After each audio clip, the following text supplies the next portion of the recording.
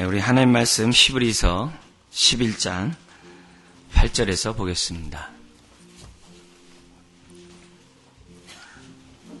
히브리서 11장 8절에서 19절 365페이지입니다.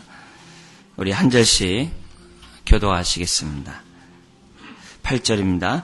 믿음으로 아브라함은 부르심을 받았을 때 순종하여 장래 기업으로 받을 땅에 나갈새 갈 바를 알지 못하고 나갔으며 믿음으로 저가 외방에 있는 것 같이 약속하신 땅에 우거하여 동일한 약속을 유업으로 함께 받은 이삭과 야곱으로 더불어 장막에 거하였으니 이는 하나님의 경영하시고 지으실 터가 있는 성을 바랐음이니라. 믿음으로 사라 자신도 나이 늙어 단산하였으나 잉태하는 힘을 얻었으니 이는 약속하신 이를 미쁘신 줄 알미라. 이러므로 죽은 자와 방불한 한 사람으로 말미암아 하늘의 허다한 별과 또 해변의 무수한 모래와 같이 많이 생육하였느니라. 이 사람들은 다 믿음을 따라 죽었으며 약속을 받지 못하였으되 그것들을 멀리서 보고 환영하며 또 땅에서는 외국인과 나그네라 증거하였으니 이같이 말하는 자들은 본향 찾는 것을 나타냅니다. 저희가 나온 바 본향을 생각하였다면 돌아갈 기회가 있었으려니와 저희가 이제는 더 나은 본향을 사모하니 곧 하늘에 있는 것이라.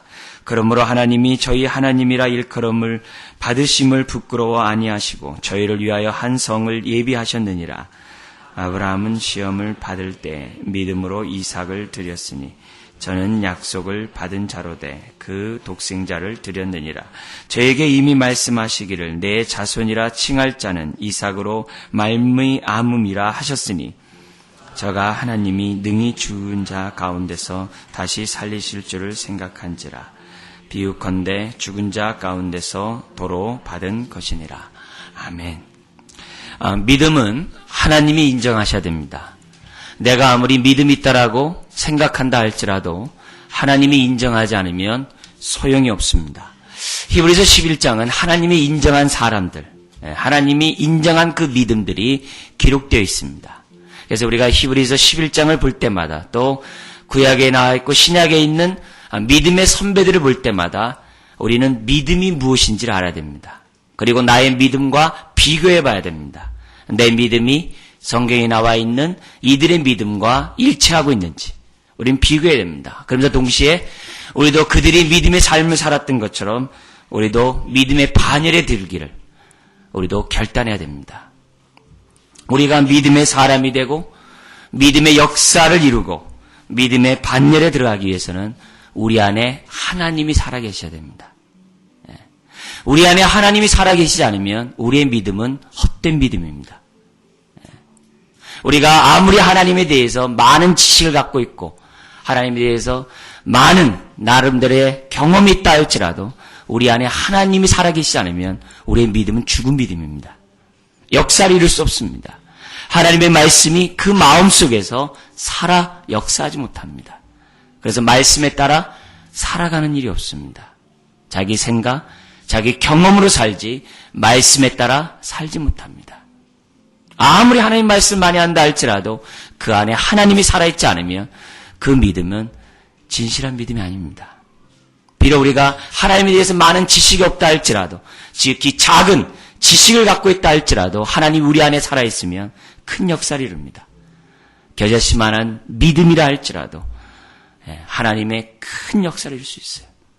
중요한 것은 우리 안에 하나님이 살아있느냐, 하나님이 살아있지 않느냐. 우리는 우리 스스로를 분별해야만 합니다. 히브리서 11장에 나와 있는 믿음의 선배들을 보면서 살아있는 믿음이 이런 거구나. 우리들은 배워야 되고 또한 본받아야만 합니다. 살아있는 사람들, 하나님이 살아있는 사람들의 믿음의 특징을 오늘 우리 일부분만 읽었지만 히브리서 11장을 통해서 우리가 생각해 봐야 된다고 봅니다. 세 가지 측면에서 하나님이 살아있는 사람들의 믿음의 모습은 어떤 모습인가? 우리 세 가지 측면에서 잠깐 보기로 원하는데 첫 번째는 생각적인 측면에서. 그들의 생각은 항상 바릅니다. 자기 생각도 있고 자기 뜻도 있고 자기 나름대로의 주장이 있지만 하나님의 말씀에 따라 생각하려고 합니다. 하나님의 말씀에 따라 생각하려고 해요. 자기 생각이 있음에도 불구하고 하나님의 말씀에 따라 살고자 하는. 오늘 3절도 보십시오. 모든 세계가 하나님의 말씀으로 지어졌다 그러면 그대로 믿습니다. 그대로 믿어요. 세상에 많은 사람들이 이 세상은 진화되었다. 지금도 진화되어 간다. 라고 많은 과학적 증명을 얘기한다 할지라도 거기에 대해서는 개의치 않아요. 하나님이 살아계시는데 살아계신 하나님이 뭘 만들지 못하고 이 세상을 창조하지 못할 수 있겠냐 이게. 그래서 생각하는 면에 있어서 하나님의 말씀에 따라 생각합니다. 하나님이 살아계시기에 그분이 그 모든 것들을 만드심에 대해서 의심하지 않아요. 창조는 믿을 수가 없어 그게 아니라 자연스럽게 믿어져요. 자연스럽게. 뿐만 아닙니다. 모든 생각의 기준이 주님이 됩니다. 말씀이 돼요. 아, 이렇게 하면 하나님이 기뻐하실까? 아, 이렇게 하면 하나님이 좋아하실까?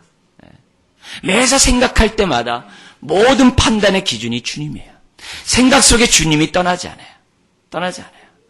우리 예수님도 겟세마네 동산에서 기도할 때 나의 원대로 마옵시고 아버지의 원대로 되기를 원합니다.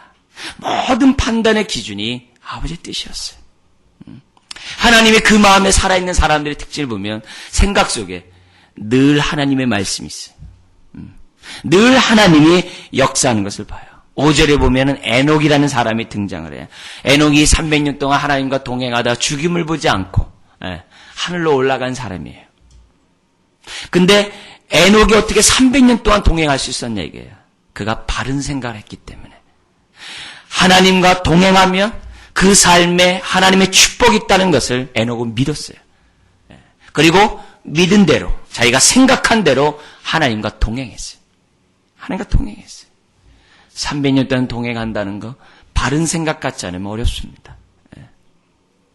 바른 생각을 한 결과 그는 300년 동안 주님과 동행했고 결국은 죽임을 보지 않고 하늘나라에 갈 수 있었던 것을 봐요.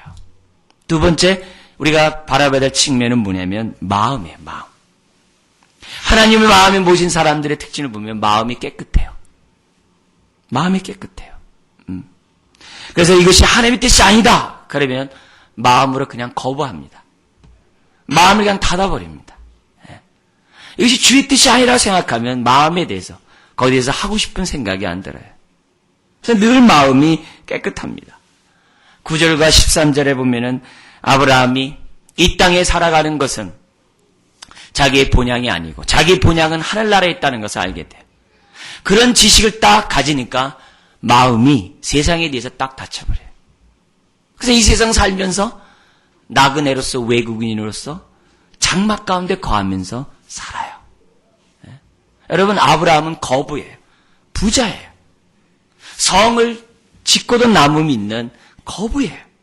그럼에도 불구하고 그 마음속에 자기 본향이 하늘나라에 있다라고 생각하니까 하늘나라를 바라본 순간 세상의 것에 대해서 마음을 탁 닫는 거예요.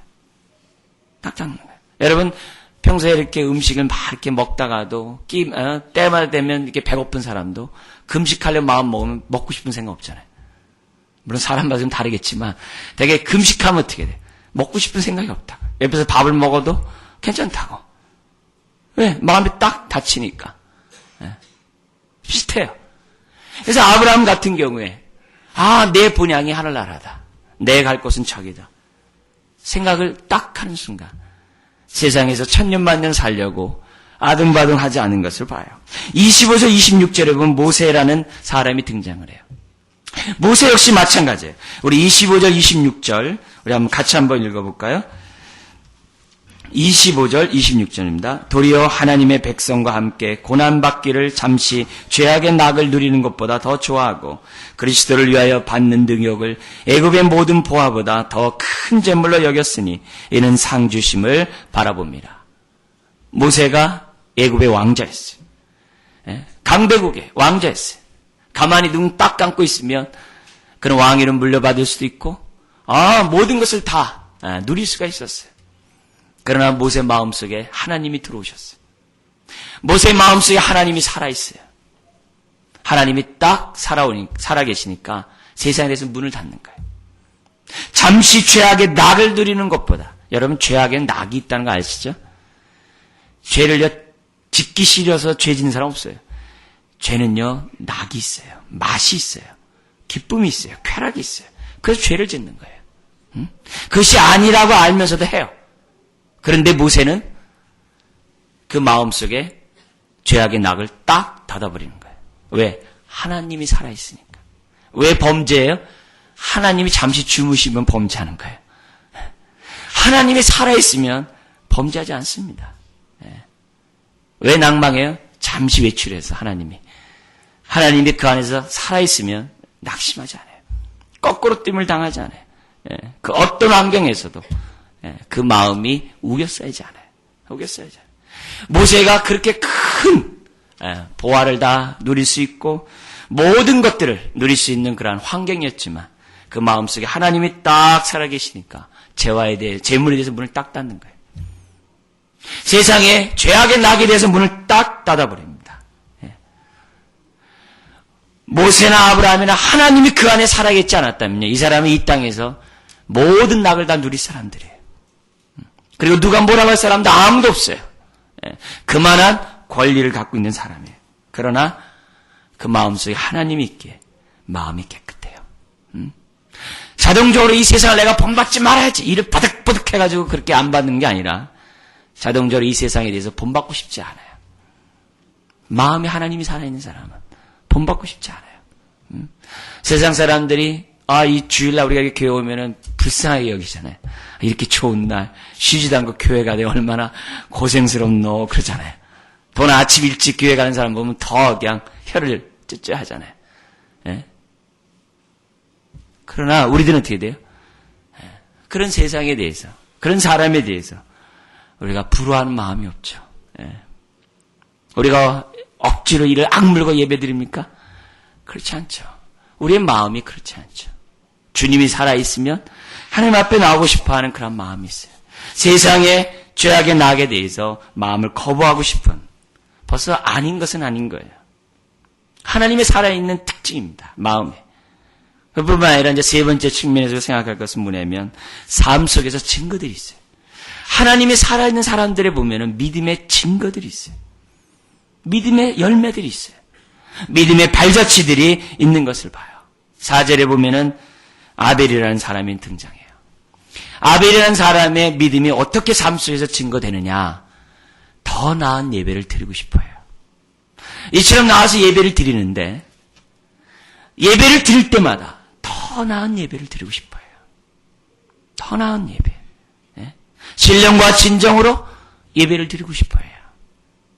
예배 속에 하나님을 만나고 싶어요. 그냥 마다만 받고 가는 게 아니라 하나님을 만나고 싶어요. 하나님 내 영을 어루만져주기 원하고 예배 때 주님이 나를 만나주기를 원하고 사모하는 가운데 주님 앞에 나오는 특징이 있어요. 그래서 예배드리는 마음의 자세가 달라요. 예배드리는 얼굴빛이 달라요. 네. 얼굴빛이 달라요. 왜? 하나님이 그 안에 살아있기 때문에. 형식적이고 종교적이고 틀에 잡힌 그 예배를 못 견뎌요. 못 견뎌요. 형식적으로 하나님 앞에 찬양하고 하나님 앞에 나오는 것을 자기 스스로 괴로워해요. 예배 속에서 하나님을 만나고 싶어하고 살아있는 산 예배를 드리고 싶어합니다. 그뿐만이 아닙니다. 히브리서에 줄줄이 나오는 믿음의 선배들이 삶의 증거들이 다 있어요. 7절과 11절, 7절 이하에 보면은 노아하고 아브라함이 나와요. 노아 아브라함의 이 사람의 특징이 뭐예요? 눈에 보이지 않는데 믿어요. 바랄 수 없는 중에 바라요. 믿을 수 없는 중에 믿고 의탁해요. 손에 잡히는 것도 없는데 마치 잡은 것처럼 살아요. 하나님의 말씀이라고 한다면 믿고 견디고 참아내고 결실을 이뤄요. 그래서 노아가 주님이 이 세상 물로 심판한다는 그 말을 듣고 수십 년에 걸쳐서 산 위에서 방주를 짓잖아요. 남들이 조롱하고 비난하고 비웃고 무슨 짓 하냐라고 얘기하더라도 흔들리지 않아요. 왜요? 그 안에 말씀이 살아있기 때문에. 하나님의 말씀이라고 한다면 그것이 이룰 것을 믿고 믿음의 발걸음을 내디뎌요. 심지어 약속을 잡지 못한다 할지라도 아브라함에게 하늘의 별과 같이 저 바다의 모래같이 후손들을 많이 주신다 그랬어요. 근데 그걸 다 보지 못했어요. 아브라함이 보지 못했어요. 보지 못했음에도 불구하고 믿음 가운데 죽어요. 왜? 하나님이 시건치 않고 거짓말하지 않고 이루실 것을 믿기 때문에.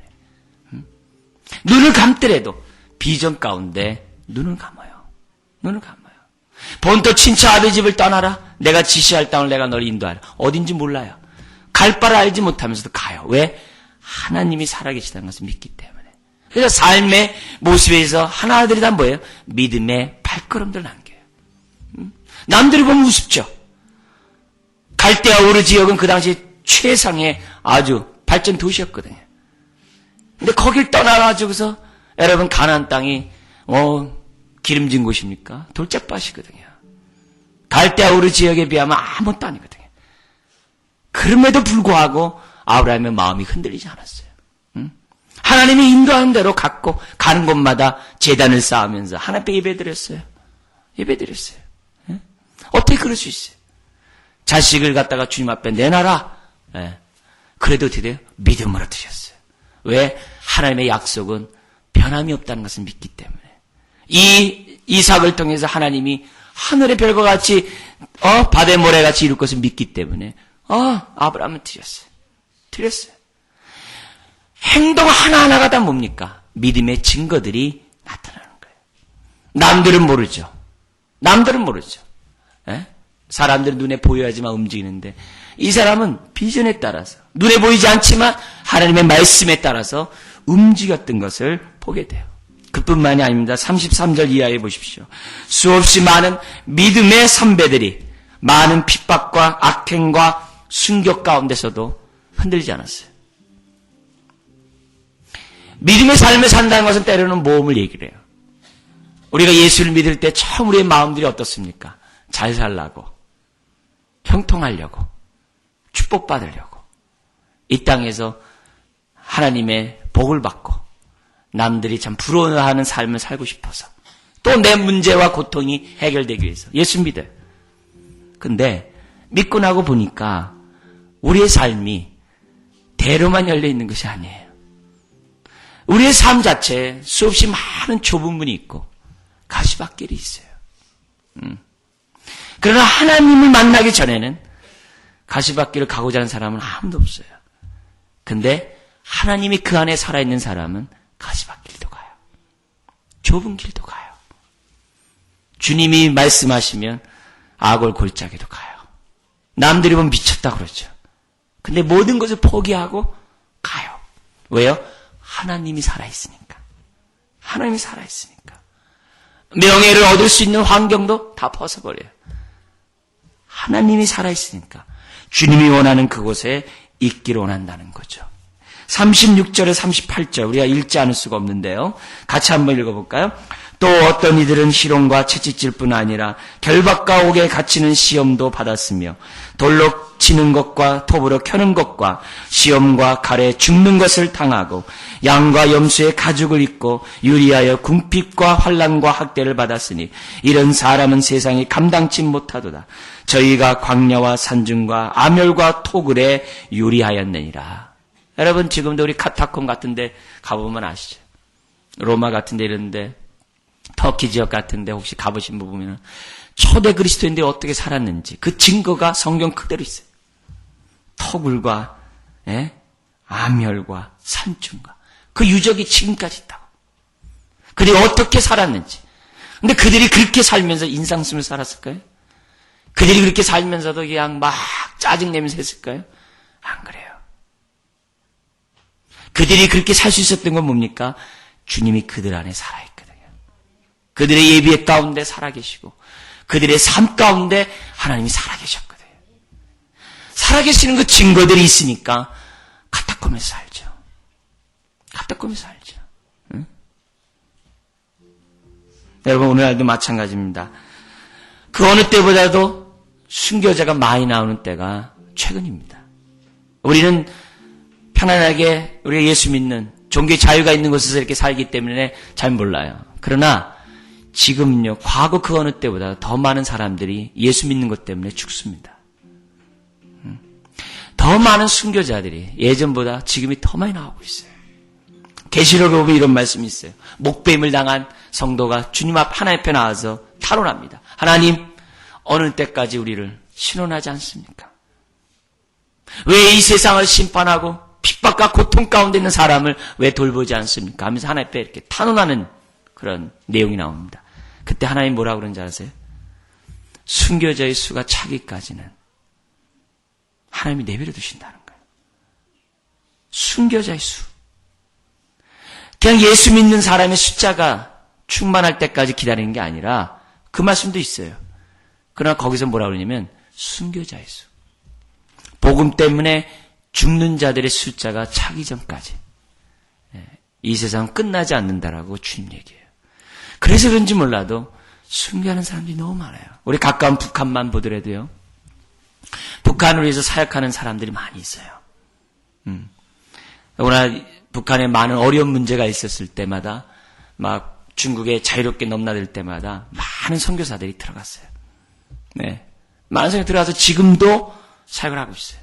근데 보고에 의하면은 남한에 올 수 있음에도 불구하고 다시 북한에 들어가는 사람들이 상당수 된다는 거예요. 왜냐하면 복음을 전하기 위해서. 그런 가운데 최근 10년간에 나와 있는 그 결과가 뭐냐면 북한에서 예수 믿는 사람 때문에 죽은 사람이 수천 명이라는 거예요. 정확한 통계는 잘 몰라요. 그리고 지금도 많은 사람이 여러분이 잘 아는 그러한 아주 고통의 그러한 곳에서 노동하면서 생명을 영위하고 있다고 해요. 그들의 그 보고, 특히 이제 성경을 많이 보급하는 그 보고자의 들어보면 뭐라고 되어 있냐면, 한 북한 장성이 예수를 믿습니다. 예수를 믿다는 건 북한에 이렇게 이 계급 체계가 있고 굉장히 그 관계들이 결속이 잘 돼 있잖아요. 그렇잖아요? 그래가지고 뭐냐면 자기 부관을 비롯한 이렇게 장교들이 예수를 믿은 거예요. 자기 상관이 예수를 믿으니까. 그러다가 그 모임이 발각돼가지고 다 처형을 당했다는 거예요. 그리고 한 아낙네는 이 품속에다 성경, 신약을 품고 다니다가 성경을 떨어뜨렸다는 거예요. 그게 발각돼서 처형을 당하고, 그리고 자기 가족의 복음을 전하다가 발각돼서 또 처형당하고. 이런 일들이 지금 북한에서 많이 나오고 있다는 거죠. 90년대만 해도 북한의 그리스도인들은 약 10만이다 이렇게 생각을 했었습니다. 10만 명 정도가 예수를 믿을 거다. 왜냐하면 여러분이 잘 알다시피 지금 우리 어게인 1907년 하지만 100년 전에 평양에 엄청난 부흥 역사가 있었거든요. 그래서 이 북한에 믿음에 있는 사람들이 참 많았어요. 원산 이런 데는 굉장합니다. 평양이나 이런 데들. 근데 그 가운데 그래서 우리가 추산하기를 뭐냐면은 10만 명이 있을 것이다 그랬어요. 근데 많은 사람들이 죽고 또 핍박 가운데 있고 고통 가운데 있는 지금 상황에 그래도 추산하는 인원이 뭐냐면 3, 40만 명의 그리스도인이 있을 것이다 그래요. 그러니까 최근 10년 동안에 2, 30만이 늘어난 거죠. 그래서 어떻게 그렇게 늘어나냐 이거죠. 북한 체제가 많이 움직이고 있고 그들이 갖고 있는 주체사상 외에 다른 대안을 찾고자 하는 많은 사람들이 있어요. 3분의 2에 해당되는 사람들이 일반 시민과 그 밑에 있는 사람들이거든요. 이 1,400만 되는 이 사람들이 복음에 대해서 많이 열려 있다고 그래요. 이것을 위해 지금도 많은 사람들이 사역을 하고 있고 많은 것들을 보내고 있어요. 많은 성경을 보내고 있어요. 네? 이런 것들을 보면은 아직도 핍박 가운데 환난 가운데 사람들이 살고 있어요. 그럼에도 불구하고 북한 지역에 예수 믿는 사람이 늘어나는 게 뭡니까? 그들 마음속에 하나님이 살아있기 때문에 죽음을 무릅쓰고 복음을 전하고 순교당하는 그런 일들이 생겨나는 것을 보게 됩니다. 우리가 신앙생활하면서 우리 안에 하나님이 살아있지 않다면 이것보다 불쌍한 것이 없죠. 고린도후서 13장 5절에 주님 뭐라 하냐면 너희 스스로가 믿음이 있는가 시험해보라 그래요. 우리들 안에 믿음이 있는가 스스로 시험해보라 그래요. 만약에 스스로 알지 못하면 버리운 자라 했어요. 나에게 믿음의 증거가 있는지, 내 생각이 하나님의 말씀에 따라 생각하는지, 내 마음속에 세상에 대해서 닫혀 있는지, 세 가지 측면에서 내 모습들을 보면서 내 스스로가 믿음이 없다고 한다면 우리는 버리운 자라는 사실을 생각해야 됩니다. 우리 반대 얘기 한번 좀 해볼까요? 하나님이 없는 사람들은 어떻게 살겠어요, 그러면? 생각이 어떻습니까? 하나님의 생각보다도 자기 생각대로 살겠죠. 자기 마음과 육신이 원하는 대로 살죠. 자기 부인이 없어요. 십자가를 지는 게 없죠. 회개가 없어요. 회개가 뭐예요? 하나님의 생각과 다를 때 생각을 고쳐먹는 것이 회개입니다. 하나님이 없으니까 생각을 바꿀 일이 없죠. 그냥 자기 생각대로 살아요. 그래서 자기 삶에 유익이 없으면 신앙도 버려요. 신앙도 버립니다. 예수도 버립니다. 지금 우리나라의 가장 큰 문제가 뭐냐면 예수 믿다가 그만둔 사람이 1000만 명이라는 거예요. 우리가 기도하지 않을 수가 없어요. 기도하지 않을 수가 없어요. 이런 사람의 특징은 탐심의 종이죠. 생각하는 것마다 항상 자기 중심입니다. 항상 자기 중심이에요. 이것을 하나님은 악이라고 합니다. 악이라고 그래요. 우리는 호세아서를 보면, 구약의 호세아서를 보면 항상 생각이 악한 사람들이 어떤 삶을 사는지 호세아를 통해서 우리는 시청각적으로 할 수 있어요. 마음은 또 어때요? 마음 먹는 것마다 이기적이고 정욕적이고 세상적이에요. 자기 배만을 위해요. 신앙을 갖는 것도 자기 배만을 위해서 가져요. 배부름을 위해서 가져요. 항상 썩어져 없어질 세상의 것들을 추구하면서 살아가는 게 특징이에요. 잠깐 있다가 없어진 것에 집중을 해요. 이 세상에 다 있냐 생각하면서 살아요. 눈에 보이지 않는 하나님은 생각지 않아요. 하늘나라에 대해서는 생각지 않아요. 죽음 이후의 삶에 대해서는 생각지 않아요. 현실만 있어요. 현실만 없어요.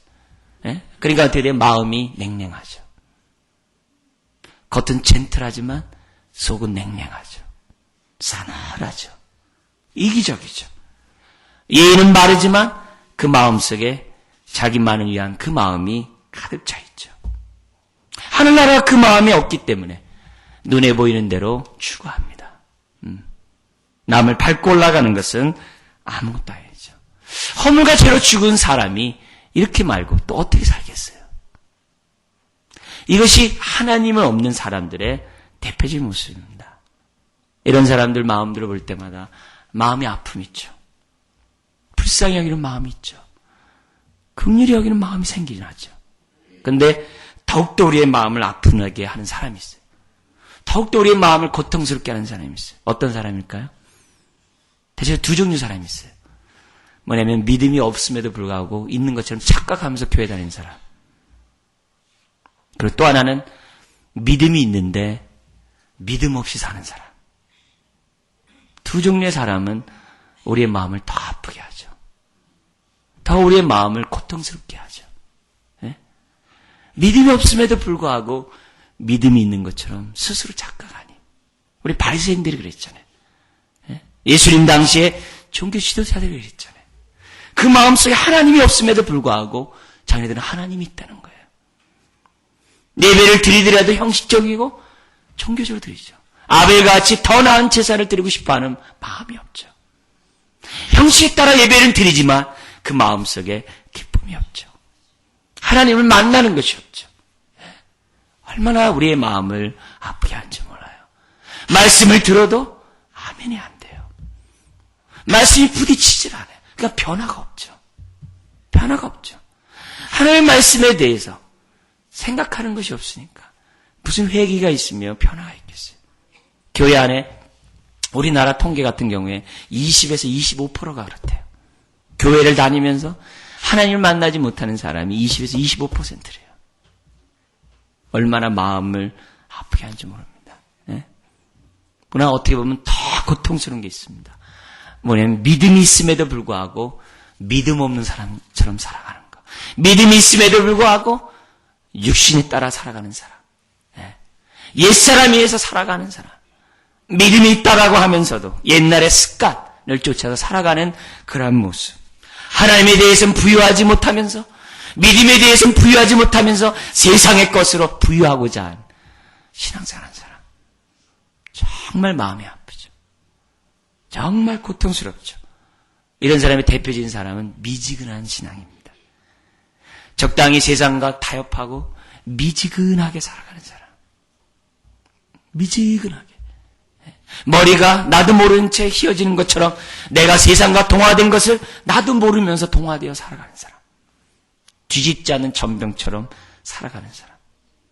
뒤집지 않은 전병. 주님이 잡수실 수가 없죠. 한쪽은 바짝 타고 한쪽은 서리 걷는데 주님이 어떻게 잡수시겠어요? 우리 인생을 어떻게 받을 수 있겠어요? 미지근한 신앙은 정말 위험합니다. 우리가 정말 경계해야 되고 정말 우리들이 정신 차리고 우리의 모습들을 돌이켜봐야 될 것이 미지근한 신앙이에요. 적당히 세상과 타협하고 적당히 세상과 어울리면서 자기 할 것 다 하면서 보혈의 능력을 경험하지 못하고 예수의 이름의 그 권세가 무엇인지 모르고 신앙의 맛을 모르면서 살아가는 것. 기도의 응답에 대한 체험도 없고 간증도 없고 하나님이 나의 삶 속에 이렇게 역사했다라고 하는 그 고백도 없고 살아가는 그 마음. 살았다 하나 죽은 자같이 사는 사람. 얼마나 하나님의 마음을 아프게 하고 우리의 마음을 아프게 하는지 몰라요. 그 당시 히브리서 청중들도 그런 사람들이 있었어요.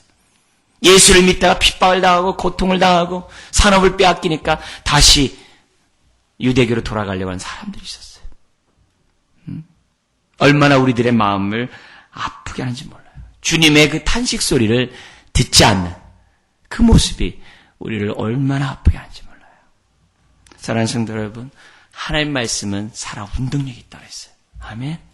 살아 운동력이 있다고 했어요.